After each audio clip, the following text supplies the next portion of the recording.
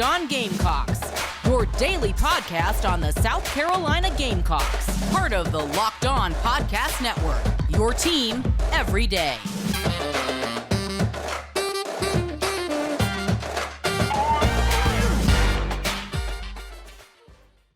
Hello, everybody, and welcome to a special crossover edition between the Locked On Gamecocks and the Locked On Kentucky podcast. I'm your host, Andrew Lyon from the Locked On Gamecocks podcast, joined today by Lance Dawe over at Locked On Kentucky. Thank y'all for making both of our podcasts your first listen every day, depending on which fan base you are a part of. Both shows are free and available on YouTube and wherever you get your podcasts daily. And we got a big matchup coming up between both of these teams at 7:30 p.m. Eastern Daylight Time on Saturday night. But before we get into today's matchup and breaking everything down, we want to let y'all know that today's show is brought to you by our sponsors over at Upside. You can download the free Upside app and use the promo code LOCK to get $5 or more cash back on your first purchase of $10 or more. So, to start off today's crossover show, let's get into sort of the biggest story for both of these teams. And obviously, Lance, you've probably got the biggest story for your team between the both of our teams heading into this matchup on Saturday, as Kentucky, of course, lost a heartbreaker in Oxford, Mississippi this past Saturday, losing 22-19 to the Ole Miss Rebels. So coming off of a loss like that, Lance, what's the biggest story for the Wildcats, and how do you think it can impact their team? Well, I think the biggest thing for the fan base right now, the biggest storyline heading into this game, Andrew, is how do they rebound? You know, they had several opportunities to kind of win that game in Oxford. They had two trips inside the red zone in the final 3 minutes of that game, I believe. Two fumbles by Will Levis. Mark Stoops said that he believed the Wildcats had played well and they had opportunities to take that victory and just came up short, and they shot themselves in the foot over and over and over again. I think the biggest storyline for the Wildcats heading into this one is how do they clean those things up moving forward? Because I think there's a lot of frustration in the fan bases, which is weird to say, given that it's Kentucky football, right? It's not been like a perennial powerhouse over the last couple of decades, but there's frustration saying, oh, well, the dream season's over. Oh, well, we can discount this, we can discount that. And my message has been so far this week is no, it's not over. And it starts this week with South Carolina. And so you have to turn the page. You go to your next opponent and you work things out. So it's the biggest question of whether or not Kentucky can actually work those things out. A missed field goal, a safety, turnovers on downs, like I mentioned, the two fumbles, just cleaning those things up against an opponent that you have a decent amount of history with, and an opponent that you have had some history recently beating. Right. No, I completely agree with your point. And, regarding the biggest story on South Carolina's side of things, the fact is that, unlike Kentucky, who got all the way up into the top 10 in most polls for this past week before their matchup against Ole Miss, South Carolina's sort of been on the opposite side of the spectrum. They have not really lived up to the hype that they had both locally in the fan base and also nationally up to this point in the season. Of course, they got the big additions of Spencer Rattler and Austin Stogner from Oklahoma that everyone remembers from this past December, along with a bunch of other key transfers that they added to the team. And so there was an expectation that South Carolina would maybe not take a monumental jump, but that they could maybe, pull off a couple upsets against some of the perennial historical programs in the SEC East, and maybe, win one of those crossover matchups from the SEC West against either Arkansas or Texas A&M. But up to this point, they've yet to play a complete 4 quarters against their opponent. I mean, they were blown out against Georgia in Columbia, South Carolina back in week 3, and they lost in convincing fashion to Arkansas. While a lot of Gamecock fans, I think, thought that could very well be the case, I don't think that they liked seeing the way that South Carolina lost both of those games, where it just never seemed like things were really that close between both teams. And they also even struggled at times in the first half against South Carolina State, Charlotte, and Georgia State, all of which, of course, are not Arkansas and Georgia. But all three of those teams have won a combined 3 games up to this point. So South Carolina has definitely, again, they've not lived up to the expectations that they probably set on themselves and that their fan base set on them heading into this season. And, you look at South Carolina's offense and defense, from an execution standpoint, I mean, they're both showing a lot of reoccurring issues from last year, which is a big frustration with the fan base because offensively, they consistently have not been able to run the ball well against teams that have a defense with the pulse, quite honestly. And on the defensive side, they're having issues with being where they're supposed to be in the run game, being out of position way too many times. And now they're having issues getting to the quarterback, at least up to this point this season. So this game has really turned into a big inflection point or a fork in the road for South Carolina in the early stages of the Shane Beamer tenure here in Columbia because Carolina fans, to be honest, they've always expected to win this football game. And like you mentioned, Kentucky's won this game their fair share over the last 8-9 years or so. But South Carolina sort of always looked at Kentucky as a team that is below them. And, again, that might not be saying a whole lot, but for a good while, that was the case. But Mark Stoops has completely changed all that. And Gamecock fans circle this game every year now because they want to see this series turn back to the favor of the South Carolina Gamecocks. And they also want a show offensively. They want the offense to live up to the talent that they have on the roster. Because if they don't get that, then honestly, some coaches might start having some calls being made for their jobs. And I'm not saying, of course, that's fair for South Carolina's case, but, there's a frustration with the lack of progression with this football team being in year 2 under Shane Beamer. You talk about questions with progression, and I think probably the second biggest storyline for the Wildcats heading into this game is whether or not their run game can make some progression now that Chris Rodriguez is back in the lineup, served a 4-game suspension to begin the season against Ole Miss last week. There are some fans that thought that he was going to contribute significantly. I said on my show he was going to run for 80 yards. He ran for 74. He contributed in the spots that I thought he was going to. He was key in certain moments for the Wildcats. Obviously scored a touchdown in that game. But whether or not this offensive line, which is just straight up been putrid in the run game so far this season, whether or not they can actually attack the South Carolina defense, I think is going to be key. And we can get into this more in the matchups later. But statistically, if I'm not mistaken, South Carolina's rush defense is 13th in the conference right now.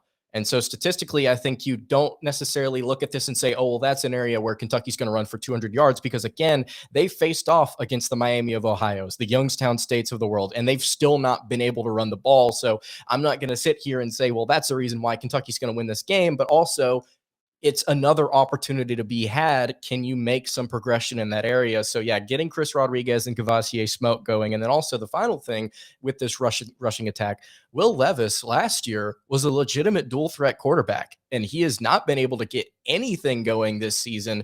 And I think the sacks obviously contribute to the negative rushing total that he has right now, but he's just simply not been able to get anything going. Now, whether or not he all of a sudden churns it around and becomes a mobile quarterback in this game, is that possible? I doubt it. But it's another aspect of this attack that could possibly be there. So yeah, just finding progression and making the offense less one-dimensional, I think, is going to be key for Kentucky in this game. Whether or not they do that, though, that's the question. It's an interesting question that you bring up, Lance, especially regarding Kentucky's sort of lack of ability to be able to run the ball consistently, and then South Carolina's inability to stop the run on defense, because you could ask sort of the same question, but flip-flopping it for pass protection on Kentucky's side of the ball, and for South Carolina's case, being able to get to the quarterback and bring him down. And of course, we're going to touch on all of that with some of those key matchups in just a few moments, but first, we need to talk to y'all about everything that's going on in the world right now. We know that inflation is hurting all of you, and we know that sometimes y'all are cringing at the pump, and you maybe are even getting an eye-popping check at your favorite restaurant because inflation is hitting you everywhere. And that's why we have started using Upside. Upside is an incredible app for anyone who buys gas, groceries, or dines out. With every purchase, I'm earning cash back thanks to Upside, along with Lance, and it has helped to alleviate our wallets wherever we go, maybe to make our weekly run of groceries, or if we're going to get gas after we've just been to the gym, or if we're buying anything online to make our setups look any better for all of you who are watching this show on YouTube today. This isn't too good to be true. It's free and easy to use, and take it from us, we've used it and it works great. So to get started, download the free Upside app and use the promo code LOCKED and get $5 more cash back on your first purchase of $10 or more. Next, you can claim an offer for whatever you're buying on Upside and check in at the business, paying as usual with a credit or debit card, and get paid. Upside users are earning more than $1 million every week. And if you still question just how good they are, we'll let the 4.8 star rating on the App Store speak for itself. So download the free Upside app and use promo code LOCK to get $5 more cash back on your first purchase of $10 or more. Again, that's $5 or more cash back on your first purchase of $10 or more using the promo code LOCKED. Welcome back to today's special crossover edition between the Locked On Gamecocks podcast and the Locked On Kentucky podcast. I'm Andrew Lyon here with Lance Dawe over at Locked On Kentucky, and we're going to continue our conversation about this pivotal matchup for both of these teams heading into Saturday night. Obviously, both teams needing this win for differing reasons. So let's talk about some of the key matchups for this game. Lance, what are some spots where you think that the Kentucky Wildcats could potentially exploit South Carolina? Well, like I mentioned, and we can get into more of Kentucky's offensive line because, like you said, it works both ways. You know, it goes back to, I think, the biggest area that Kentucky could potentially exploit South Carolina is in the rushing department. You know, Chris Rodriguez, like I mentioned, is going to be the primary back in this game, but he's not the only guy on this roster that can make a legitimate impact on the ground. Kavosiey Smoke, despite all of the inconsistencies up front, he's averaging a decent yards per carry number so far this season, and he's that speed back complementary to C-Rod. So if Kentucky's not necessarily able to get things going in between the tackles, I think finding opportunities on the outside with Smoke are there to be had in this game. It's just the question of whether or not Kentucky actually goes out and makes that execution happen. I think that truly is one of the biggest statistical question marks in this game is how many rushing yards does Kentucky have? How many attempts do they have? And what is their yards per carry average? If they can get a decent yards per carry average and actually establish the ground game, it's going to do a couple of things for the Wildcats. First of all, obviously, it's going to help them control the pace. That's something that Mark Stoops has said is part of their offensive identity. I know that they've been throwing the ball a lot this year, but even though they've been throwing it, there's not a whole lot of tempo to be had there with that. They've still kind of managed to slow things down. If you can complement that with a running game, I think you can have a pretty efficient day offensively. And then something else it also does, and maybe you can tell me a little bit more about this, Andrew, is I know Spencer Rattler statistically has not been the best quarterback this season, but he's still a former 5-star quarterback that has all of the athletic tools to go out there and make plays. I know that 4 touchdowns to 7 interceptions is not the best statistical stat line in the world, but I don't want to give him more opportunities than I already have to. So managing the game, slowing it down, pacing yourself, and giving South Carolina less opportunities to see the field, I think all of it comes back to whether or not you can actually run the football. And that's the biggest thing for me with this offensive line heading into this contest. One thing that has definitely been a constant with Mark Stoops' Kentucky program for the last several years has been that they do like to dictate the pace of their football games. And so when you do have that passing attack going with that rushing attack, it could definitely help out Kentucky in a great deal, especially again in a game where they're looking for a bounce back win. For South Carolina's case, let's continue the conversation about the play at the line of scrimmage, because South Carolina's defensive line, Kentucky's offensive line in terms of pass protection and pass rush, let's be honest, based on the numbers, it doesn't look so great so far this year. For South Carolina, through 5 games already, one of those games being against an FCS opponent, South Carolina's defense has only registered 4 sacks. That's less than 1 sack per game. For Kentucky, on their side of things, through 5 games this season, 3 of them being against either an FCS opponent or a group of 5 team, they have allowed 19 sacks. So this is a clear case of where something's got to give here. And there's 2 positions where I think that could take place for South Carolina based on what I saw from the Ole Miss game when they played against Kentucky this past weekend. Defensive tackle Zacch Pickens facing off against Kentucky's left guard in Jager Burton. He's a redshirt freshman who, in my eyes, has struggled in both pass protection and run blocking, and he only played in 3 games this past season. While Zacch Pickens, the man he'll probably be going up against on Saturday night, he's played in 40 games in his career, and he is a senior. He's looked at as one of the leaders of this defense, and while he might not wow you with his finesse moves, he has a lot of sheer power and strength and can absolutely dominate guys just purely based off those couple of pass rush moves. So I think this is going to be a very interesting matchup for those who are looking for sort of a one-on-one matchup in the trenches from South Carolina's defense going up against Kentucky's offensive line. And another matchup up front, in my opinion, could be Jordan Burch going up against either Jeremy Flax or David Wolabaugh, who I'm not sure which player could end up playing. I've heard reports that Flax could be out with an injury that he suffered this past weekend against Ole Miss, but Flax seems, again, a little bit subpar in pass protection, especially against someone who is really explosive, and Jordan Burch brings that. He's got legit 4.4, 4.5 speed at defensive end, which is just nightmarish for any offensive tackle, and he was a 5-star coming out of high school who has started to really live up to the hype more so this year. And he's played in 26 games, and, he brings a lot of talent and athleticism. So it'll be interesting to see that matchup in the trenches in terms of looking at South Carolina's defense going up against Kentucky's offensive line.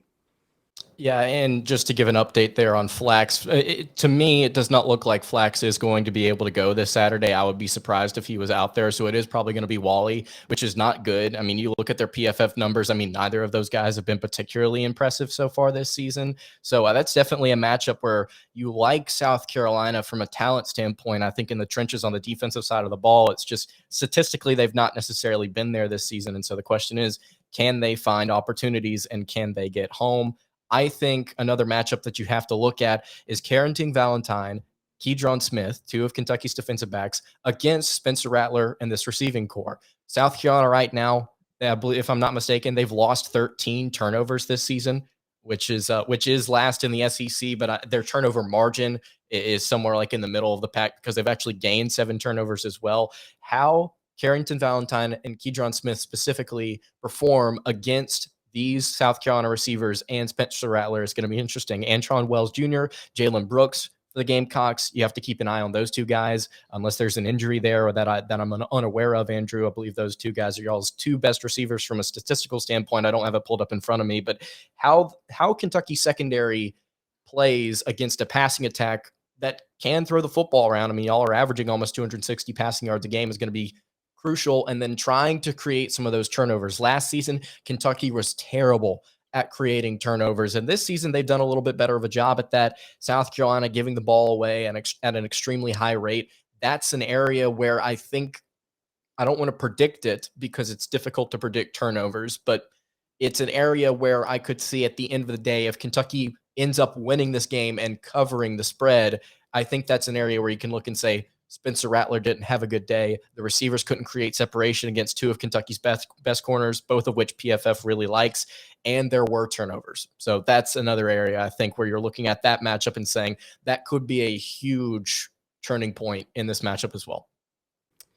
Right. I completely agree with you on that because that was going to be a talking point of mine as well. Because when you look at South Carolina's skill position, South Carolina fans would tell you this first and foremost. Regarding the wide receiver spot, they felt really confident in this position heading into this season because they thought there was a lot of depth here. And so far, you are right. Antwane Wells Jr. and Jalen Brooks have been by far the best receivers out wide for the Gamecocks. Been a little bit of a shocking season for Josh Vann in terms of he has not made a whole lot of productive plays on this offense. And again, there could be a whole lot of factors that are playing into that. But the bottom line is South Carolina, I think everyone would agree they've got talent out wide, but the question is, can they make things happen? Of course, Brad White, being the defensive mastermind that he is with this Kentucky defense, does he draw up some schemes up front that tries to get a lot of pressure on Spencer Rattler? I think that Kentucky's only got 6 sacks on the year on defense heading into this contest. So if you can pressure Spencer Rattler, I can tell you this much. You're probably going to force him to make a really bad decision because Spencer tries to get the ball out one way or another. So it could be a golden opportunity for Kentucky to get some turnovers here. But if they can thwart off Kentucky's defensive front long enough for the majority of this contest, then South Carolina can maybe take advantage of the extra time in the pocket and be able to sort of pick apart this Kentucky defense play by play over the course of the ball game. Tell me about this South Carolina offensive line here real quick, Andrew. Tell me how they're doing in pass protection right now. Has that been maybe an issue as to why Spencer Rattler's been so turnover prone? Is it too much pressure? Is it a lot of guys being sent in his face? What's going on there? There has certainly been times where South Carolina's offensive line has not given Spencer Rattler enough help. You definitely saw this against, I believe, Arkansas and Georgia, which makes sense because, again, Arkansas plays very fast and physical up front, and Georgia is just loaded with hundreds of 5-stars, as Shane Beamer would like to put it, on their roster. And especially in terms of trying to run a pro-style offense, there's times where it seems like South Carolina's a bit handicapped in what they can do, especially in terms of drop-back play-action plays, because the tackles just aren't able to keep up with the guys they're facing on the edge. And from what I saw from Kentucky's game against Ole Miss, they got some guys like Jordan Wright, like Deion Walker, who are solid pass rushers at the edge point of attack. So it hasn't necessarily been all on Spencer Rattler, but Rattler's also had issues in terms of maneuvering and leaving the pocket, knowing when it's time to take off and run, missing some guys that were wide open on maybe some underneath drag routes and things of that nature. So it's been a confluence of factors that have led to South Carolina having 13 turnovers through 5 games. And of course, there's been a bunch of fumbles as well from the running back unit. And, again, South Carolina's got to get that cleaned up. There's no question about that, because it doesn't really matter what the talent on paper is and maybe, all the other factors that could lead to you potentially winning a football game. If you can't hold on to the football, you're more than likely going to lose the game at the end of the day. I think the final thing I would have to say here about matchups is you go and look at special teams, and it's something that a lot of people I don't think really discuss whenever they're breaking down individual games. I think you've got to look at Kentucky's kicker, Mark Ruffalo, and the matchup is against himself. He's not been necessarily good so far during his 5th year with the Wildcats, and he's had his ups and downs kicking extra points and kicking field goals. And look, Kentucky right now, 13th in the SEC in red zone conversion percentage. They're having a hard time whenever they get down there actually punching it into the end zone or coming away with a field goal. If South Carolina is able to bend and not break in this game, Kentucky is going to have to rely on Matt Ruffalo to actually make some kicks this week. The question whether or not he can actually do that. So I think that's the final thing I would have here in terms of matchups is Kentucky's kicker against himself. Can we get those extra points whenever the offense is not able to get it into the end zone?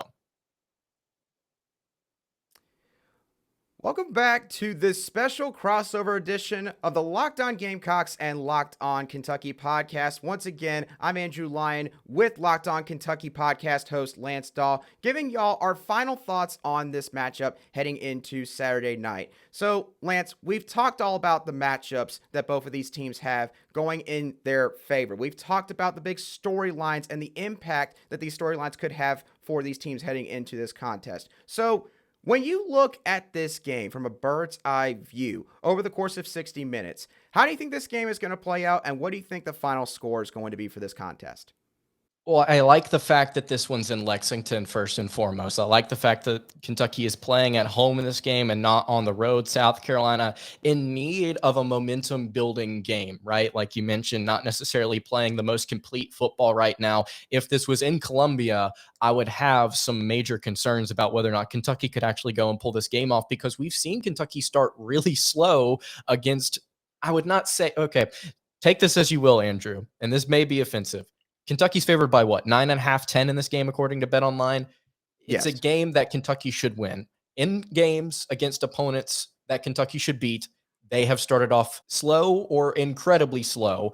It does not matter who the opponent is. South Carolina 100% has an opportunity to go out and win this game if they don't make mistakes and they're able to take advantage of some of Kentucky's injuries that they have on both sides of the ball. And Kentucky has another day on special teams where things are just all out of sorts. South Carolina can absolutely win this game. But as of right now, I like the Wildcats and what they're doing with Chris Rodriguez back. I don't expect him to go off in this game, but I do expect him to be another factor in this offense like he was last week against Ole Miss. I think you're going to see him start to kind of get back into the rhythm of things.